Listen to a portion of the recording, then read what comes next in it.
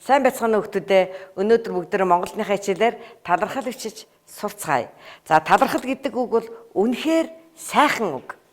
Талархал нь гүн гүнзгий утга санаа, бодол сэтгэлийг илэрхийлдэг. Талархлын үг нь бусдыг өөртөө татах хүч, амжилтын үүдийг нээж өгдөг түлхүүр ахнэ. Талархаж сурах нь бидний хувийн соёлын нэг чухал илрэл юм аа. Талархал нь аз жаргалыг бий болгодог байна. За ангийн үг дээр талархал гэдэг үг талархаж сурах нь ямар ач холбогдолтой талаар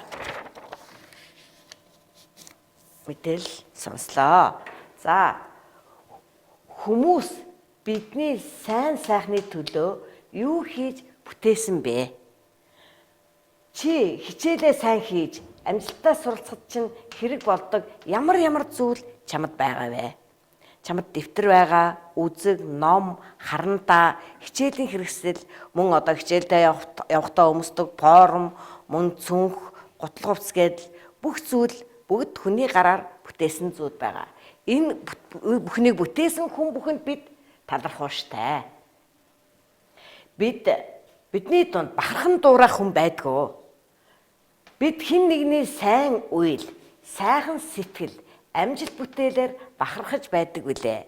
Алдартай дуучин, зохион бүтээгч, хөгжмийн зохиолч, гэх мэтчдэнгийн олон албартнуудаар бид бахархаж байдаг. Тэгэхээр эдгээр бахархал болсон хүн бүрт бид талархууштай байх нэ. Бид өмнөх хичээлээрээ талархал уншиж, талархлын бүтцтэй танилцсан. Бүгдээрээ одоо өмнөх хичээлээ сэргээн санацгаая. Та бүхэнд багш нэг талархал уншиж танилцуулъя. Талархал. Баяр нэм овогтой оргилд. 1-р сургуулийн 2-р ангиудын дунд явагдсан зөв цэвэр бичгийн уралдаанд тэргүүн байр эзэлсэн тул ангийн хамт олонны зүгээс чин сэтгэлээсээ талархал илэрхийлье. 1-р сургуулийн 2-ын А ангийн хамт олон. За эхлэл хэсгийг бүгдээрээ ажиглая. Эхлэл хэсэгт нь хинд бичсэн тухайгаа бичсэн байна. Баяр нэм овогтой оргилд. За гол хэсэгт нь ямар учраас юуны тулд талархал илэрхийлж байгаагаа бичсэн байх нэ. За гол хэсэгт болохоор зэрэг энэ оргил маань зөв цэвэр сайхан бичгийн уралдаанд тэргүүн байр эзэлсэн тухай гарсан байна. Тэгэхээр энэ маань хүүхэд биднийг зөв алдаагүй зөв цэвэр сайхан бичгийг бахархан дуурайх одоо юм сайн үйлсийг бүтээсэн байх нэ. За хин төгсгөл хэсэгт нь хин энд талархал илэрхийлсэн байна вэхээр ангийнх нь хамт олноос.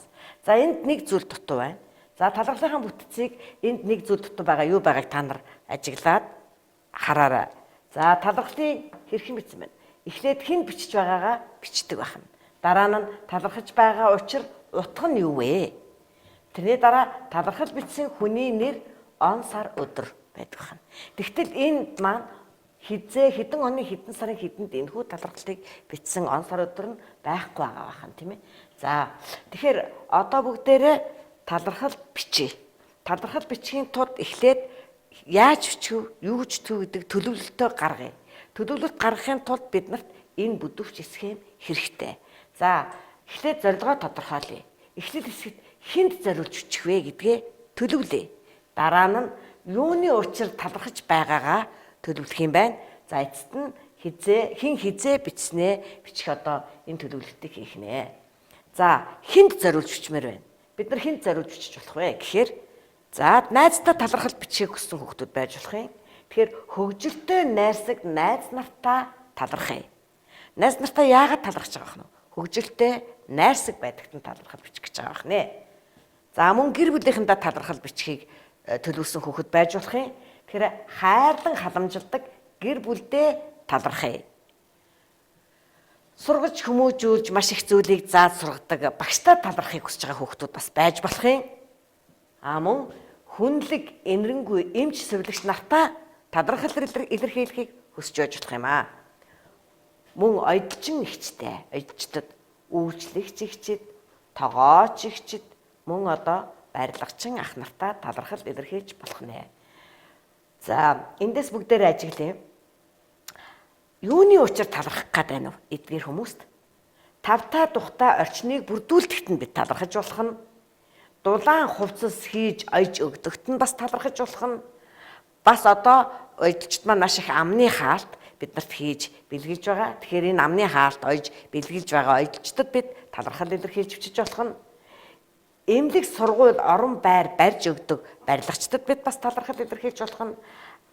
Амттай сайхан хоолоор дайлдаг тогооч нарт бас талархлаа илэрхийлж болох нэ. За мөн цагдаа нарт талархал илэрхийлэхийг хүсэж байгаа хүүхдүүд байж болох юм. Тэгэхээр цагдаах нарт юуны учир яагаад талархал илэрхийлж болох учир шалтгааныг нь бүгдээрээ ярилцъя. За цагдаа ах бол биднийг яадаг вүлээ? Хамгаалдаг. Хайрч хамгаалдагт нь. Зөвлөгөө өгдөг. Замын хөдөлгөөнд зөв соёлтой оролцоорой. Гэмт хэрэг хэв журмаас холуур байхыг ингэ зөвлөж өгдөг. Найрсаг харилцдагт нь. Аюулаас өрсөлдсөн сэргийлдэгт нь. Муу зүйлтэй тэмцдэгт нь. Дэг журмыг сахиулдагт нь. Дэг журмыг биднэрт таниулдагт нь. Мөн анхаарал хадамж тавьдаг энэ одоо сайн үүд бүхэнд нь цагдаахтаа бид нар талархаж болох нэ.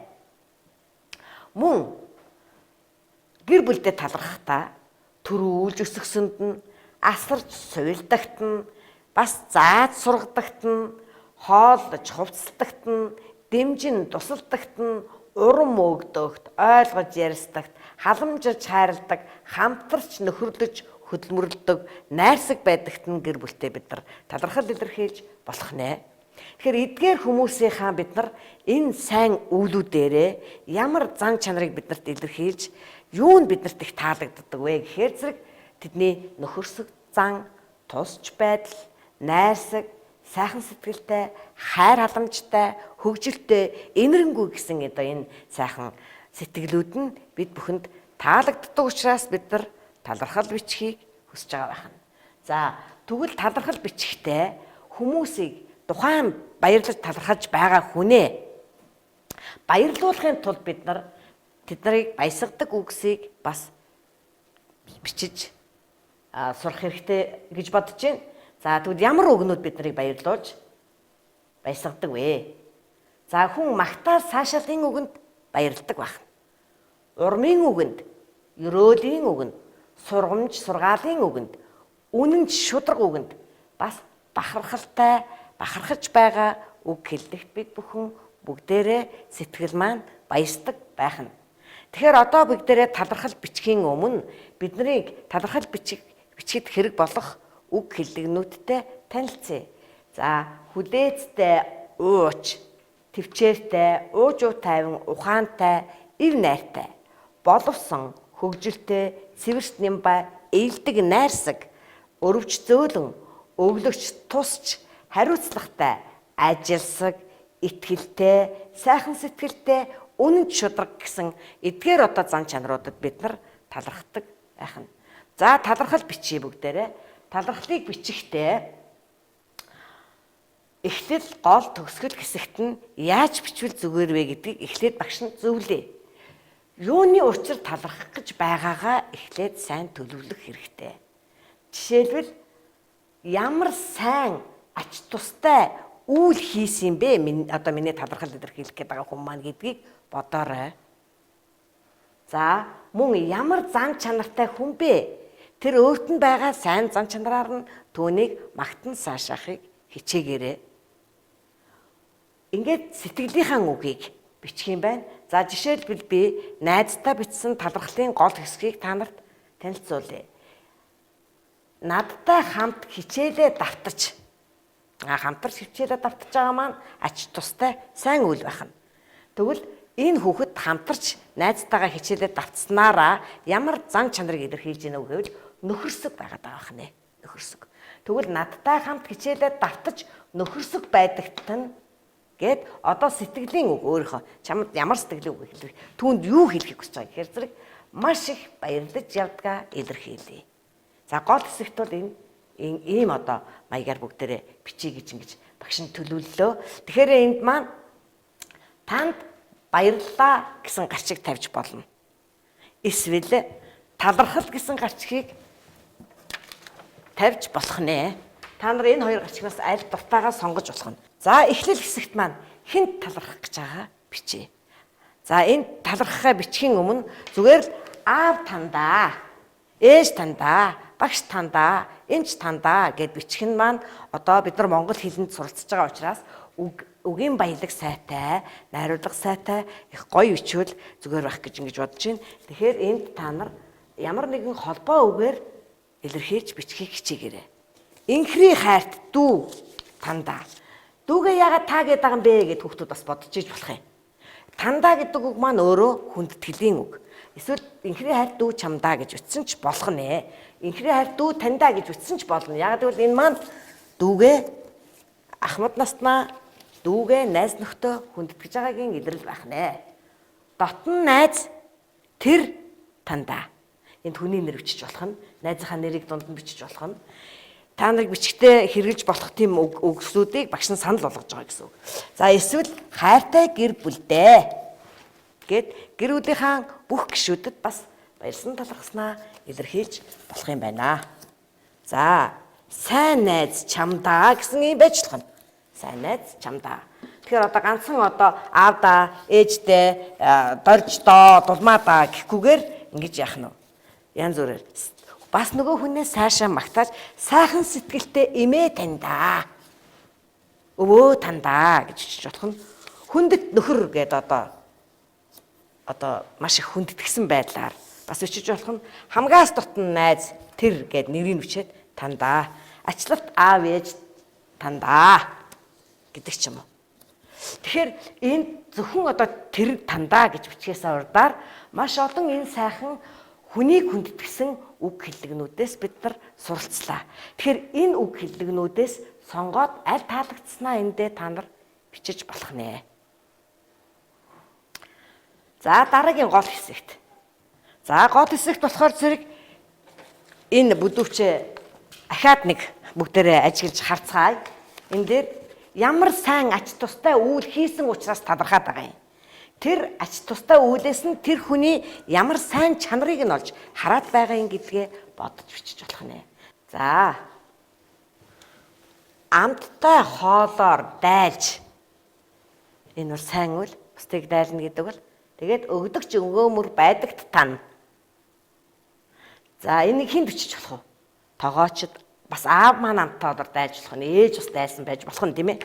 За дараагийн үг нь гэрийн даалгавраа тогтмол хийж хариуцлагатай байдагт тань баярлаа гэж болох нэ. Энийг хэн бичиж болох вэ?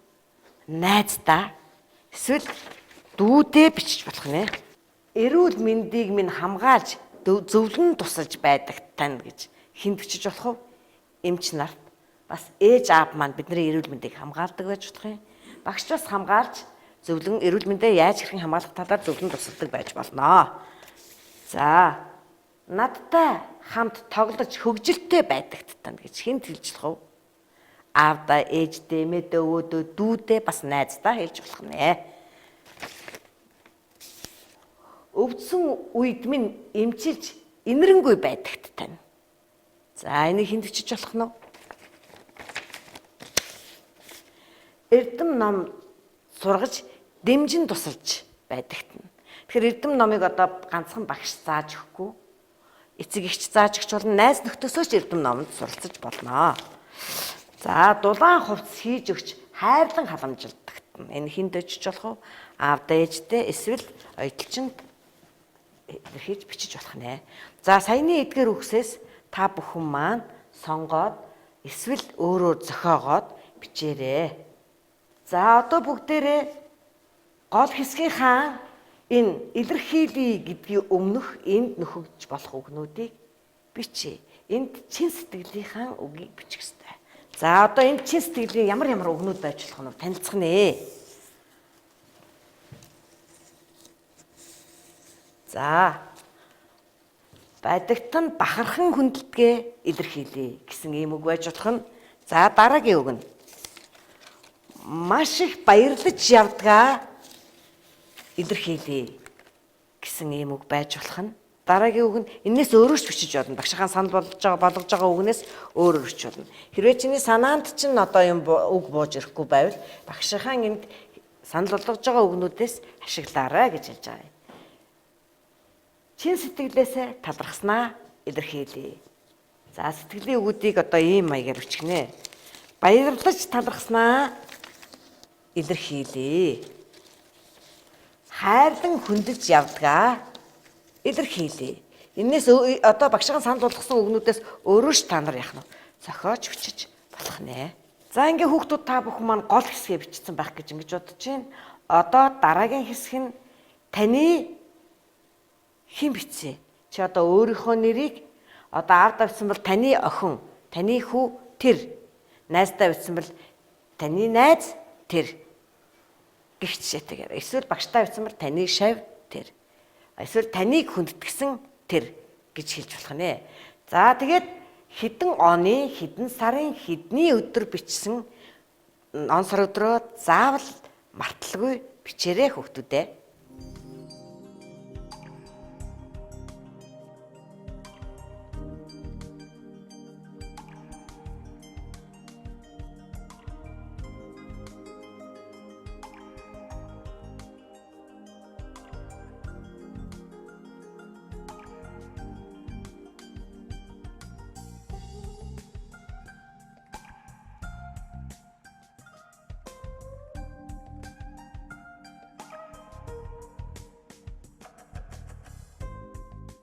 За бүгдээрээ талархал бичээд дууссан гэж ингэж үзэж байна.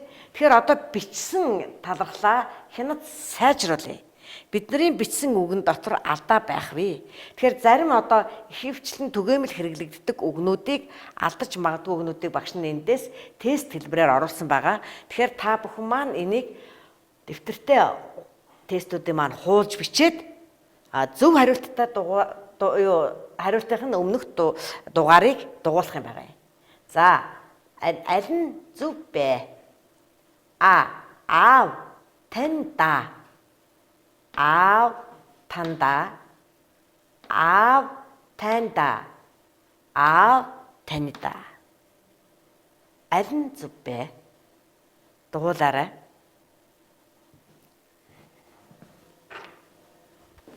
За, энэ дотроос зөв хариулт нь аав танда буюу зөөлний тэмдэггүй бичдэг байх нэ. Та гэдэг үгэн дээр өгөхшин ялгал хамаатуулгын нөхцөл залгасан байгаа учраас энэ аав танда. Гэхдээ энийг та хүүхдүүд та нар одоохондоо хараахан үзээгүй ангих тусмаа үзнэ. Тэгэхээр энийг зөөлний тэмдэггүй бичдэг байна. Манай зарим аав ээжүүд энийг танда гэж зөөлний тэмдэгтэй буруу бичээд байдаг. Хэрвээ ийм хүмүүс та нарт таардах юм бол засаж залруулж хэлж өгөөрэй хүүхдүүдээ. За дараагийнх нь баярлалаа гэдэг үгийг яаж бичих нь вэ? Аль нь зөв? Хувилбар нь танд баярлалаа. Б хувилбар нь танд баярлалаа. В хувилбар нь танд баярлалаа. Г хувилбар нь танд баярлалаа. Аль нь зөв бэ? Дугуулаарай. За зөв хувилбар нь танд баярлалаа гэсэн энэ хувилбар зөв байна. За дараагийн хувилбарыг тестийг ажиглая. Аль нь зөв бэ? Аад нь таны охин сувд. Таны охин сувд. Таны охин сувд. Таны охин сувд. За энэ дөрвөн хувилбарын аль нь зөв бэ? За энэ дээр буюу таны охин сувд. Энд болохоор таны гэд хосгшгээр буруутсан байна. Энд болохоор таны гэд эм үгийн ийтэй буруутсан байна. Энд болохоор сувд гэд хүний нэрийг жижигээр бичсэн алдаа байгаа бах нэ. За дараагийн хувилбарыг аль нь зөв бэ? Хувилбар бахархан талархъя. Б хувилбар бахархан талархая. В хувилбар бахархан талархъя. Г хувилбар бахархан талархъя. За аль нь зөв байх нь вэ хүүхдүүдээ? За хувилбар буюу бахархан талархъя гэдэг хувилбар зөв хувилбар байх нь. За энэ дээр талархая энэ буруутсан байна. Талархъя эрүүгийн ийтэй. Ихэнх хүмүүс ингэж буруу бичдэг. Зарим нь эм үгийн ийтэй ч бичсэн байдаг. Талархъя гэд эр үгэнд зөөдний тэмдэг е бичихгүй байх нэ. Энэ гурван үг маань алдаатай буруу үг байна. За дараагийн хувилбарыг харъя. Дараагийн хувилбарыг харахтаа нөгөө эхэнд энд хүний нэр бичсэн байж магадгүй. Энд чи өөрийнхөө нэрийг бичиж байгаа. Тэгэхээр энд бичсэн хүний нэрийг бичихтэй алдаатай бичсэн байж болох вэ гэдэг одоо үүднээс энэ хувилбарыг багш нь орууллаа. За Аад нь сурагч Бат оргил. Зураас татаад Огийн томор итсэн байна. Сурагч Бат оргил. Шууд жижигээр сүүлийнх нь оргил гэдэг нэрийг жижигээр итсэн байна. Сурагч Бат оргил. Зураас татаад бас жижигээр итсэн байна. За энэ гурван хувилбарын аль нь зөв бэ? За А буюу сурагч Бат оргил гэдэг хувилбар маань зөв байх нэ. Учир нь хоёр нэрнээс бүтсэн хүний нэрний хоёр дахь нэр нь их шиг үсгээр эхэлсэн байвал зураас татаад томоор өчтөг дүрмтэй байх нь хөлтөдөө. А энд болохоор жижигээр өчсөн учраас буруу жижигээр нийлүүлээ өчсөн. А энд зураас татсан боловч жижигээр өчсөн учраас энэ хоёр сүүлийн Б, В хувилбарууд маань буруу хувилбар байх нь. За дараагийн аль нь зөв бэ? А хувилбар нь сурагч амин хүслэн. Б хувилбар нь сурагч амин хүслэн. В хувилбар нь сурагч амин зураас татлаа хүслэн гэдгийг томор очжээ. За аль хувилбар нь зөв бэ? За энэ удаад Б хувилбар нь зөв байх нэ. Учир нь А хувилбар дээр хүний нэрийг жижигэрсэн байна. А В хувилбар дээр одоо бас нэг дүрм хэлье гэж бодож байна. Хоёр нэрнээс бүтсэн хүний нэрний сүүлчийнх нь нэр нь гийгүүлэгчээр эхэлсэн байх юм бол шууд залган бичдэг дүрмтэй байх нь. Гэтэл энд ихшгээр эхэлсэн юм шиг салгаж гийгүүлэгчээр хэ гэсэн гийгүүлэгчээр эхэлсэн байхад ихшгээр бичсэн юм шиг салгаж бичсэн нь алдаатай бичлэлт байх нэ. За тэгэхээр хүний нэрийг бичихдээ эдгээр дүрмийг сайн чандан сахиж бичиж байгаарэ гэж багш нь зөвлөж байна. За одоо ингээд бичсэн талхтаа бид нар бусдад хүргэх эцэслэн бичих хэрэгтэй болох нэ. За бусдад хүргэхдээ за 38 дугаар сургуулийн 2-12 дугаар ангийн сурагч соён мандахын туршлагыг би та нарт хэлж өгье. Соён мандах гэр бүлийн бахархлын дэвтэр буюу гэр бүлдээ баярлалаа гэсэн дэвтэрт нээсэн байх нь. Энэ гэр бүлдээ баярлалаа дэвтэр дээр соён мандах гэр бүлийнхэндээ зориулсан талархлаа бичдэг. Мөн ээж нь, ах нь, эгч нь, дүү нь соён мандах зориулсан талархлыг бас бичдэг байх нь. Эсвэл хэн нэгэндээ зориулсан гэр бүлийнхэн тоорондоо бие биендээ талархаж бичдэг. Бас надад нэг юм санал болгосон багшаа. Найстаа баярлалаа гэсэн талархлын дэвтрийг ангидаа ажилуулъя гэж ийм санал өгсөн. Та нар бас энэ нэг ашиглаж болох юм. Мөн танд баярлалаа гэсэн энэ талархлын дэвтэр дээр өөрт нь талархал ирвэл хүнээс бусдаас талархал ирсэн талархлыг дэвтэр дээрээ нааж хадгалж авдаг ийм одоо туршлага хаваалцсан. Тэгэхээр бүгдээрээ тэр дэвтрүүдтэй танилцъя гэж ингэж бодож байна. Тэр эцэстэн бичихдээ бид нар энэ дэвтэр дээр бичиж болох нь. Энэ соён мандах маань төрүүчийн хичээлийг үзээд дөнгөж эхлүүлж байгаа дэвтэр учраас та бүхэнд энд. За нэг ийм дэвтэр. Дэвтрийн нүүр маань ямарч байж болно. Тэгээ бидний одоо хичээлээ бичдэг элементийн 12 хуудастай дэвтэр маань байгаа шүү. Нүрээ та нар яаж зурж гоёж чимгэлж хийж болох нэ. За эхний хуудсан дээр хамгийн анх ээжтэй талархал бичсэн байна. За эхний хэсэгт нь хайрт ээж тандаа гэд эргүүллээ. Намайг үргэлж хайрлаж дэмжиж байдагт баярлалаа гэд гол хэсгээ бичээд арийнх нь хуудсанд 38 дугаар сургуулийн 2-12 дугаар ангийн сурагч энэ соён мандах 2020 оны 3 сарын 12 гэж ингэж бичсэн байна. Тэгээд цааш нь үргэлжлүүлээд энэ гэр бүлийнхэндээ дүүдээ, эгчтэй, эмээдээ, өвөөдөө гих мэтлэнгээр бичгээр юм гэр бүлийн бахархлын дэвтэртэй болсон байна. Ингээд соён мандахтай баяр хүргье. За ангита ажиллуулахаар ийм дэвтэр нээж байгаа юм байна. Тэгээд энэ ангийнхаа хүүхдүүдэд зориулж ангийнхныгаа маш их санаж байгааг нь дахин уулзахыг, хурдан уулзахыг хүлээж хүсэж байгаа. Тэгээд ангийнхандаа зориулаад талархал бичиж байгаа юм байна. За одоо хамгийн ихний талархлыг хэн бичсэн байна вэ? Бүгдээрээ харъя. За ингээд талархал ийм гоё хэлбэрээр ингэж хийсэн байна. За сайн найз цэ марл чамдаа. За гол хэсэгт нь юу гэсэн бэ? Надад номоо хэрэглүүлсэнд баярлалаа. Надтай тоглож байсанд баярлалаа. За төгсгөл хэсэгт нь бас 38 дугаар сургуулийн 2-12 дугаар ангийн сурагч энэ соён мандах гэж ингээд он сар өдрөө хизээ өгөх юм. Тэрийг одоо энэ мэдлэгийг очиж уншиж хүлээлгэж өгөх өдрөө он сарын бичих гээд ингээд он сарын өдрийн бичээгөө орхисон байна. Мөн одоо тухайн хүндээ өгөх гэж байгаа талхалтаа бидний өмнөх хичээл дээр хэлсэн шиг тэгш хэмтэйгээр зураг нөгөө өнгийн цасыг хайчиж хоёр нуруугаар нь битүүн нуруугаар нь нийлүүлж наагаад ингээд талархал бичээд энийгээ гоёж чимэглээд нөгөө талархал бичиж байгаа хүндээ авчиж гардуулж өгч болох нэ. Хэрвээ чамд хэн нэгэн ийм талархал гардуулаад өгсөн бол тэр талархлаа аваад энэ тэнд хамаагүй хаяхгүй тулд танд баярлалаа гэсэн өөртөө зориулсан талархлын дэвтэр нэгээд түүн дээрээ энэ бичсэн авсан талархлаа ингээд наагаад хадгалж болох нэ хүүхдүүдээ. За ингээ өнөөдрийн хичээлийг анхааралтай үзсэн хүүхдүүд та нартай баярлалаа.